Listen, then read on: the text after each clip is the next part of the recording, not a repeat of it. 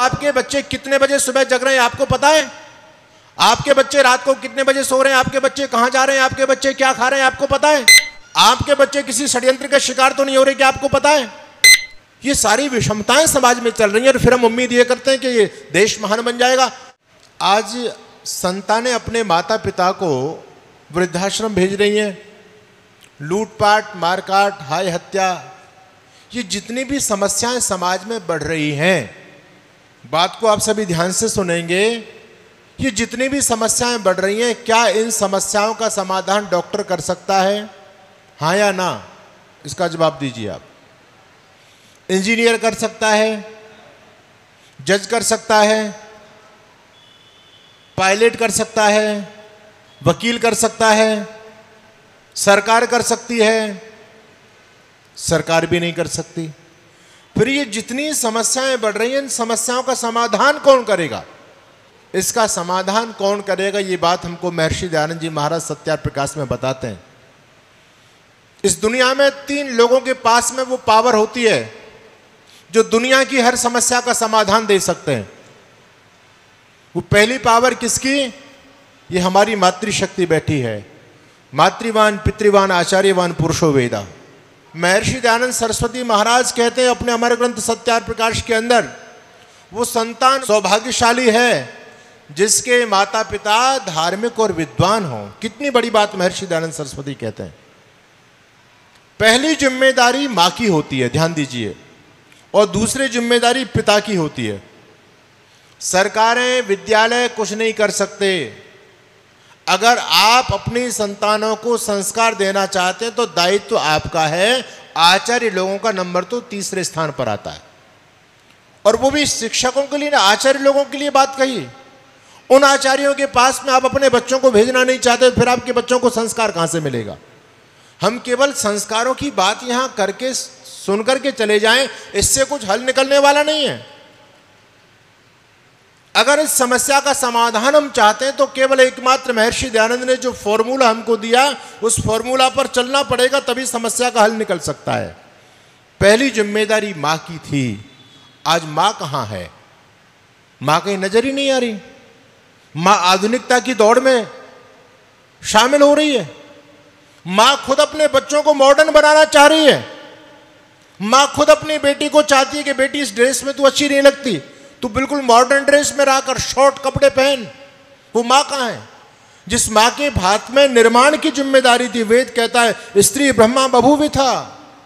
ध्यान रखिए, अगर जगत नियंता परमपिता परमात्मा अनियंत्रित हो जाए तो क्या ये संसार बन सकता है? क्या ये संसार चल सकता है? परमात्मा ने तो संसार बनाया, और परमात्मा ने संसार बनाने के बाद में, एक बार संसार बनाने के बाद में, आगामी संसार बनाने की जिम्मेदारी मातृशक्ति के हाथ में दे दी। और परमात्मा ने कहा कि तुम ब्रह्मा हो, तुम निर्माता हो, अब आगे की संसार की सृष्टि की जिम्मेदारी मैं तुम्हारे हाथों में देता हूं। आज वो मां कहां है? मैं आपसे पूछना चाहता हूं, आज वो पिता कहां है? पिता ने अपना दायित्व छोड़ दिया, मां ने अपना दायित्व छोड़ दिया। कौन देगा संतानों को संस्कार? ये दायित्व तो आपका है ना। आपकी संतान किधर जा रही है आपने कभी देखा? आपकी बेटी कहां जा रही है? बेटी यदि 2 घंटे लेट हो जाए तो मां उससे 100 प्रश्न खड़ा कर देती है, लेकिन यदि आपका बेटा लेट आ रहा है तो कोई पूछती है मां कि बेटा तू कहां गया? हमारा नियंत्रण खोता चला जा रहा है संतान के ऊपर से। तो महानुभावों, आपके बच्चे कितने बजे सुबह जग रहे हैं आपको पता है? आपके बच्चे रात को कितने बजे सो रहे हैं? आपके बच्चे कहां जा रहे हैं? आपके बच्चे क्या खा रहे हैं आपको पता है? आपके बच्चे किसी षड्यंत्र का शिकार तो नहीं हो रहे कि आपको पता है? आपके बच्चे के जो मोबाइल है, क्या आप अपने बच्चों के मोबाइल कभी देख सकते हो? ये सारी विषमताएं समाज में चल रही हैं और फिर हम उम्मीद ये करते हैं कि ये देश महान बन जाएगा। सरकार कुछ नहीं कर सकती। ध्यान दीजिए, डॉक्टर राजेंद्र प्रसाद जब देश के राष्ट्रपति थे तो गुरुकुल विश्वविद्यालय वृंदावन के दीक्षांत समारोह में पहुंचे थे, और उन्होंने बहुत अच्छी बात कही। वो कहते हैं कि सरकार के पास में निर्माण की अनेक विधाएं हैं, निर्माण की अनेक शैलियां हैं, लेकिन मनुष्य निर्माण की विधा सरकार के पास में भी नहीं है। ये मनुष्य निर्माण की विधा है तो 3 लोगों के हाथ में होती है, जो महर्षि दयानंद सरस्वती सत्यार्थ प्रकाश में उद्धृत करते हैं। अगर ये हालात जो आज बदलते चले जा रहे हैं, बिगड़ते चले जा रहे हैं, अगर इन हालातों को हम संभालना चाहते हैं तो 3 व्यक्ति यदि अपने दायित्व को संभालेंगे तो निश्चित रूप से हम पूरी दुनिया के इतिहास को बदल सकते हैं। जब हमारे देश के राष्ट्रपति होते थे एपीजे अब्दुल कलाम, एपीजे अब्दुल कलाम एक विश्वविद्यालय के दीक्षांत समारोह में पहुंचे और वो बड़े अच्छे वैज्ञानिक थे, बहुत अच्छे देशभक्त थे।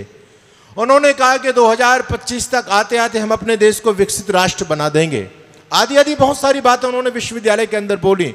तो वहां पर एक स्टूडेंट खड़ा हो गया और उसने कहा कि आदरणीय महामहिम, आप किस देश की बात करते हैं जिस देश में छोटी छोटी बच्चियों का बलात्कार होता है, जिस देश में भ्रष्टाचार चरम सीमा पर फैला हुआ है, जिस देश में अत्याचार व्यभिचार आदि चरम सीमा पर फैल रहे हैं, भ्रष्टाचार लोगों की नस नस में व्याप्त हो चुका है, क्या वो देश 2025 तक विकसित बन सकता है?